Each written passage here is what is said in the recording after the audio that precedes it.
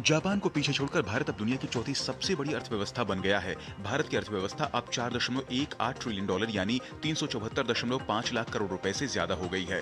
केंद्र सरकार का अनुमान है कि मौजूदा रफ्तार यदि बनी रही तो 2030 तक भारत की जीडीपी 7.3 ट्रिलियन डॉलर तक पहुंच सकती है। मौजूदा वित्त वर्ष की दूसरी तिमाही में भारत की वास्तविक जीडीपी वृद्धि दर 8.2% रही थी।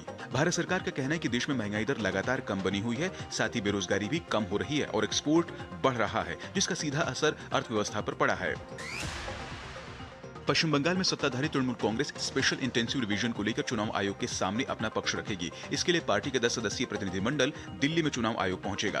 प्रतिनिधिमंडल का नेतृत्व लोकसभा में टीएमसी संसदीय दल के नेता अभिषेक बैनर्जी करेंगे। टीएमसी का कहना है कि यह मुलाकात इंस्टीट्यूशनल प्रोसेस के तहत हो रही है। टीएमसी ने उम्मीद जताई है कि चुनाव आयोग की तरफ से पूरी जानकारी और ठोस जवाब दिया जाएगा। देश भर में आज ऑनलाइन फूड और सामान डिलीवरी करने वाले वर्कर्स हड़ताल पर हैं। इस हड़ताल से दिल्ली और मुंबई जैसे महानगरों के साथ ही छोटे शहरों में भी सामानों की डिलीवरी प्रभावित हो सकती है। हड़ताल की वजह से फ्लिपकार्ट और अमेजॉन के अलावा जोमेटो, स्विगी और ब्लिंकिट जैसी ऐप से सामान की डिलीवरी फंसने की संभावना है। हड़ताल कर रहे वर्कर्स ने अल्ट्रा फास्ट डिलीवरी का दबाव कम करने और काम का सुरक्षित माहौल देने की मांग की है। साथ ही दुर्घटना बीमा और स्वास्थ्य कवर जैसी बुनियादी मांगे भी उठाई जा रही हैं। दिल्ली एनसीआर में घने कोहरे की वजह से इंदिरा गांधी इंटरनेशनल एयरपोर्ट पर विमान संचालन प्रभावित हो रहा है। दिल्ली एयरपोर्ट का संचालन करने वाली कंपनी ने यात्रियों के लिए एडवाइजरी जारी की है। लोगों से फ्लाइट शेड्यूल चेक करके एयरपोर्ट पहुंचने के लिए कहा गया है। एयरपोर्ट पर घने कोहरे के चलते कैट 3 प्रोटोकॉल लागू है। विजिबिलिटी बहुत कम होने की वजह से कई उड़ानें देरी से रवाना हुई, जबकि दिल्ली पहुंचने वाली उड़ानों पर भी इसका असर पड़ रहा है।